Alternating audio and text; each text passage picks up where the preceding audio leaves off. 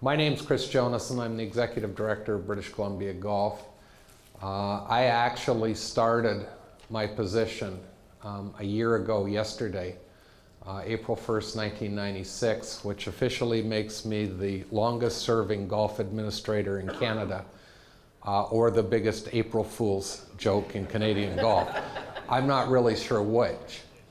But I was thinking about it last night. When I started on April 1996, our first annual meeting was either the end of April or the beginning of May, and we held our meeting at a brand new facility that had just opened a brand new clubhouse, and that would be Morgan Creek.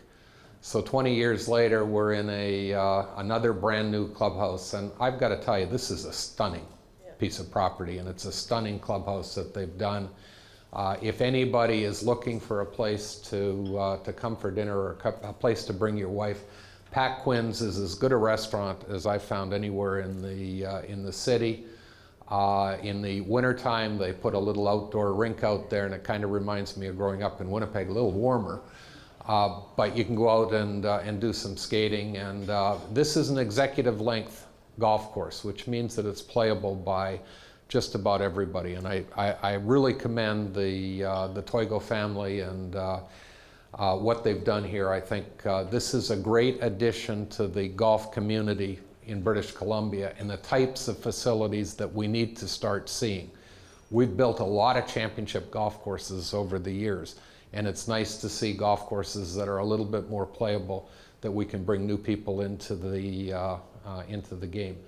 We've got a lot of people here that I am not going to introduce. They will be introduced at various points and throughout lunch. There is one special person that I'd like to acknowledge because he may have to leave early, and that is Derek Glazer, who is the PNGA Distinguished Service Award winner. Derek has been around for I don't know how long. It's got to be like your 50th.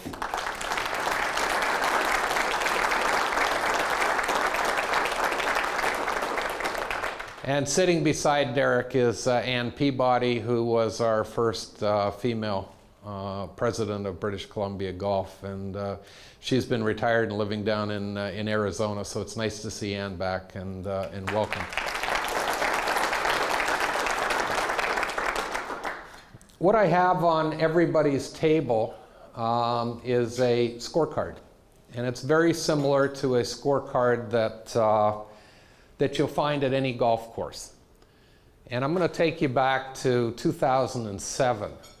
And in the year 2007, there was a little windstorm that happened in the southern part of the United States called Hurricane Katrina. And when Katrina hit, it obviously did a lot of damage to a lot of businesses, a lot of homes, a lot of people lost. I mean, there was lives lost, there was businesses lost, there was a lot of different things that happened. And when they started cleaning up Katrina, the US government put in place some tax regulations that made it easier for businesses that had lost money to rebuild.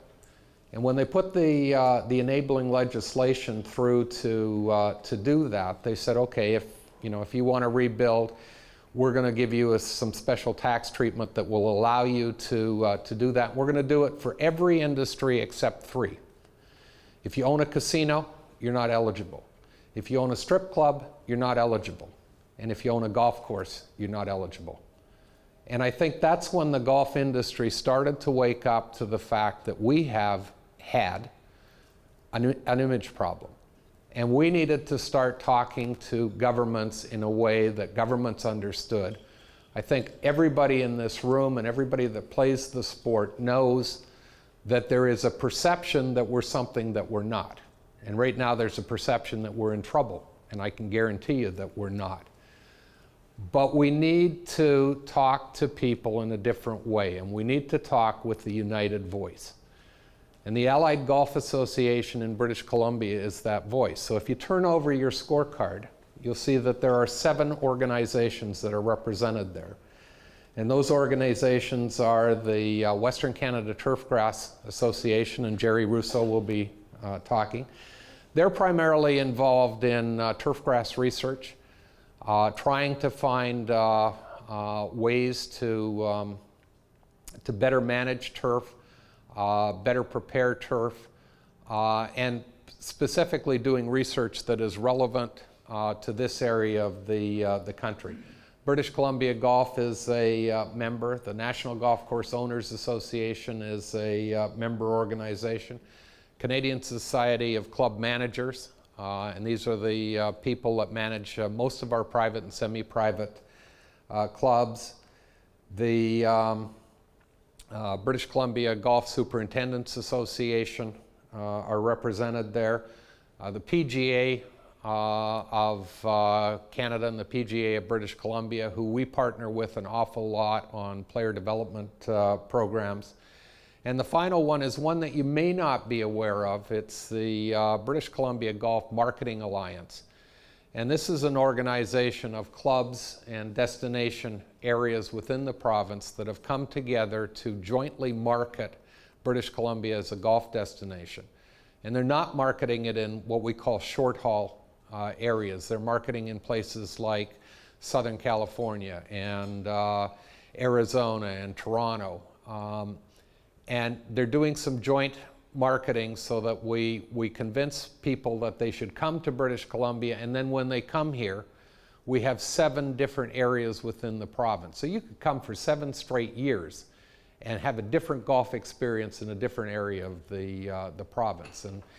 And we've been successful in bringing these organizations together, and then we've been successful in talking to government and partnering with government so that we can get the funding to get our message out that we have some fantastic golf in the province. I think in 2004 we were recognized as being the undiscovered golf region in the world, and in 2007 we were named the best golf destination in North America. And we haven't really taken advantage of that. We need to take advantage of it. We need to bring people here, and we need the golf industry to be healthy.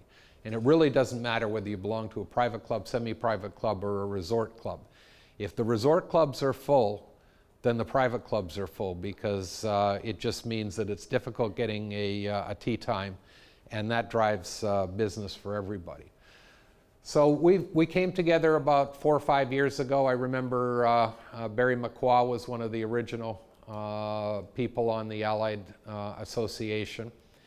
And we've done a couple of things since then. We've had 2 golf awareness days in Victoria, where we've gone and we've talked to the politicians, and we found out a few things, like the fact that they didn't really know who we were. They had no idea how big we were. And they had no idea that we are a significant contributor to the economy in British Columbia, and that we employ an awful lot of people. To them, to a lot of the politicians and a lot of the bureaucrats, we're still a sport with a lot of older white Caucasian men who like to wear funny colored pants, and they all belong to places like Capilano and Shaughnessy. And that's not the case. So when you open up the scorecard, you'll see that we have a very simple message. And that message is that golf is good. We have 3 themes. Golf is good for the environment.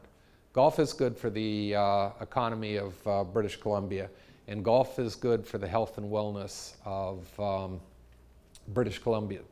How many of you knew that golfers on average live 5 years longer than the general population?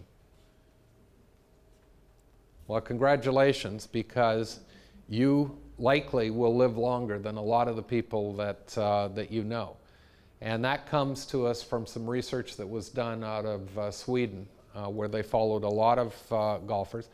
And it's nothing more than, if you play golf, you get out and get some exercise and you walk. And you get some social exercise because you're with friends, and you remain active, and there are all kinds of health benefits. And more we're finding out that those benefits are something that will stay with you for your lifetime, and something that's absolutely critical to do. So you can see that when we meet with a politician, this is our very simple message. We have 9 holes of golf. We've split it. You'll see that we've graded ourselves. We do some things very well. We do some things we could do a little bit better. So we've given ourselves a birdie when we think we're doing well. We've given ourselves a par when we think that that we're average, but could still do a little bit better. And we've got a couple of bogeys in there. Currently, according to our calculations, we're 2 under. In the next few years, we'd like to get to 6, 7, 8, or 9 under. That's our goal. But it's all going to be related to these 9 areas. And the important thing is that we're doing it with one united voice, because government has been very clear to us. They don't want to hear from 7 different organizations all asking for different things. You come together and tell us what it is you want and why it's important, and we will work with you. And we found that this has been very effective. And this type of thing is the type of thing that sits on a politician's desk. They don't file it and then put the next presentation from the next group. So it's been a very powerful message for us. It is available on our website. Please feel free to take it home. If you'd like some to send out to your membership or local politicians in the area, let us know. We're happy to send them out. But these are the 3 key messages that we want to convey to everybody, and it's a very simple and powerful message that needs to be put out there. So that's really all I wanted to say on the Allied Golf Association. I'm happy to answer any questions that anybody has, and if not, I am going to invite Jerry Russo up to speak about some initiatives that are going through the Western Canada Turfgrass Association.